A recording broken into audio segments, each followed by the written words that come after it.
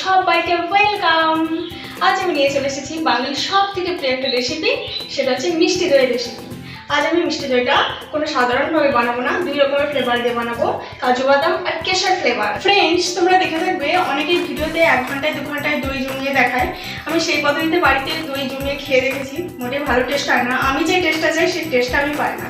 তো আজকে আমি যেই পদ্ধতিতে বানিয়ে দেখাবো সেটা আমার গুরুজনের কাছ থেকে শেখা। তিনি বড় বড় অনুষ্ঠান বাড়িতে দই বসিয়ে থাকেন, আমি তার কাছ থেকে শিখেছি। তারই পদ্ধতি অনুযায়ী আজকে আমি তোমাদেরকে দই বানানো শেখাবো। তাহলে তোমরা দেখে নাও আমি কীভাবে দইটা বানাচ্ছি। দই রেসিপিটা বানানোর জন্য আমি প্রথমে এখানে 1 লিটার দুধ নিয়ে নিয়েছি।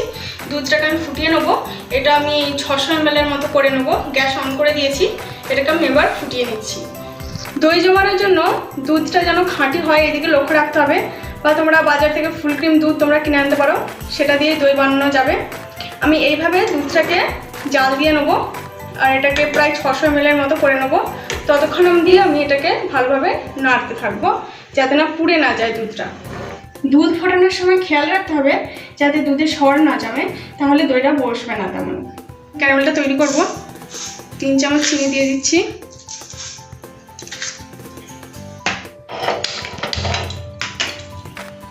গ্যাসটা অন করে দিয়েছি। এবার আমি চিনিটাকে এইভাবেই নেড়ে নেড়ে আমি চিনিটাকে গলিয়ে নেব। তোমরা দেখছো আমি চিনির ক্যারামেলটা তৈরি করার ক্ষেত্রে 1 চামচ একটু জল দিয়েছি। আমি বেশি লাল করব না, বেশি লাল করলে তেতো হয়ে যাবে দইটা। দেখছো তোমরা আমি ক্যারামেলটাকে এইভাবে লাল করে নিয়েছি। এবার আমি দুধ দিয়ে দেবো।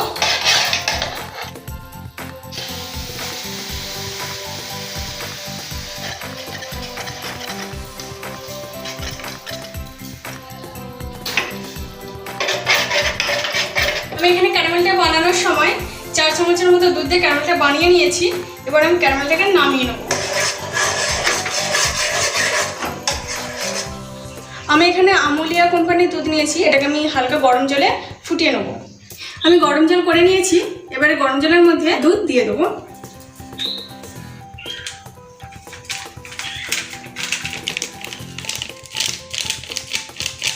এবার আমি গুঁড়ো দুধটাকে গুলিয়ে নেবো যাতে কোনো রকম দলা না থাকে। আমি এভাবে গুলিয়ে নেবো।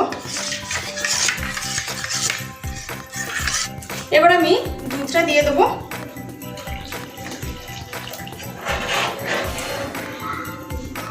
দিয়ে আরও কিছুক্ষণ ফুটিয়ে নেব।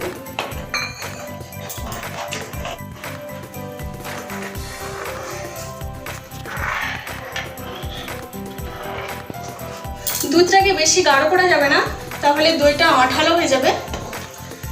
আমি 600 ml এর মতো করে নিচ্ছি। এবার আমি দিয়ে দেবো 1/2 কাপ চিনি।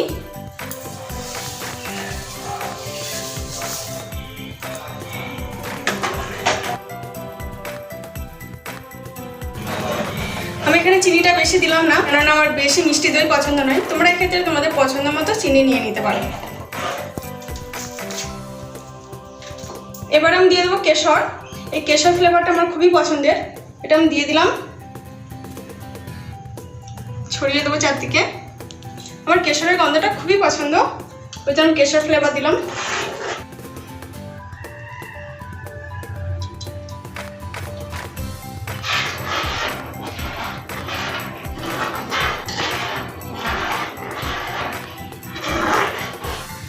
এবার আমি দিয়ে দেবো দইয়ের বীজ, দিয়ে দিলাম 3 চামচ। এটা মিষ্টি দই, আমি এটা মিষ্টি দই দিয়ে বসাবো। দইটা দিয়ে দেওয়ার পর ভালো করে এটাকে ফেটিয়ে নেব।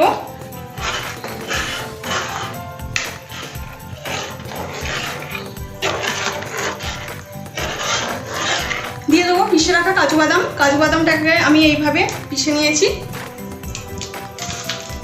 আমার কাজু বাদাম ফ্লেভারও খুবই পছন্দের। কাজু বাদাম আর কেশর দিলে তো আরও টেস্ট বেড়ে যাবে, তাই না? তোমরাও এইভাবে বানিয়ে নেবে।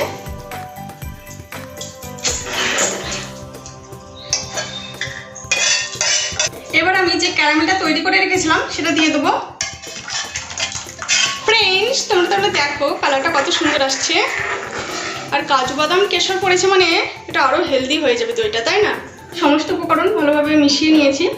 এবার আমি এটাকে নামিয়ে নেবো। নামিয়ে আমি এটাকে ঠান্ডা করে নেবো। বেশি ঠান্ডা করবো না, আমার একটা আঙুলটো বলে আমি যাতে সহ্য করতে পারি তেমনই আমি এটাকে ঠান্ডা রাখবো। বেশি আমি ঠান্ডা করবো না, বেশি ঠান্ডা করলে দই বসবে না। আমি এখানে দই বসানোর জন্য দুটো ভাঁড় নিয়ে নিয়েছি। দুটো ভাঁড়েতে আমি 2 চামচ করে দই বীজ দিয়ে দেবো।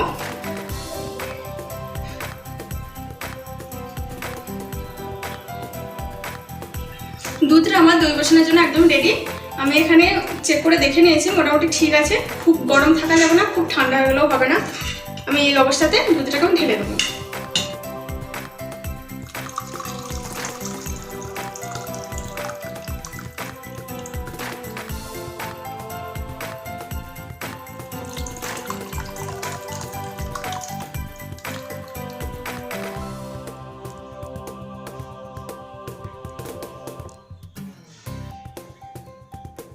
আমি এখানে একটা মোটা কাপড় নিয়ে নিয়েছি। আমি কিভাবে রাখছি তোমরা দেখে নাও।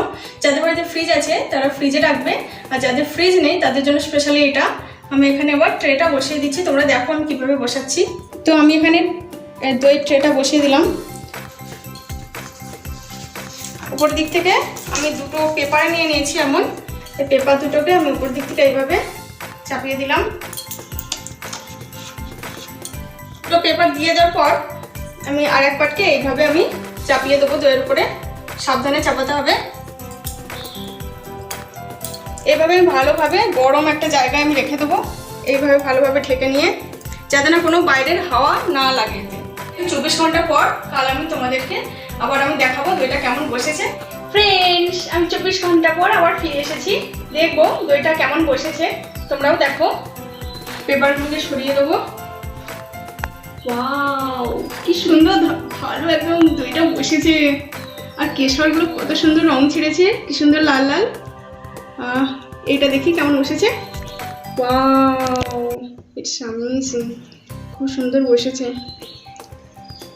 গন্ধটা অপূর্ব আসছে। এবার আমি তোমাদেরকে দেখাবো দইটা কত সুন্দর বসেছে। দেখো আমি এইভাবে আর করছি, এইভাবে একটু হেলিয়ে দিলাম। দইটা পড়ছে না, মানে এটা ঠিকঠাক বসে গেছে। এবার আমি তোমাদেরকে কেটে দেখাচ্ছি।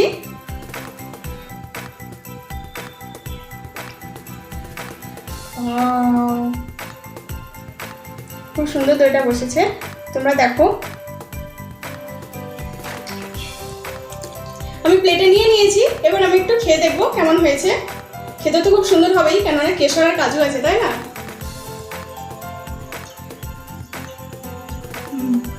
খুব সুন্দর, পারফেক্ট হয়েছে একদম। খুবই সুন্দর হয়েছে দইটা।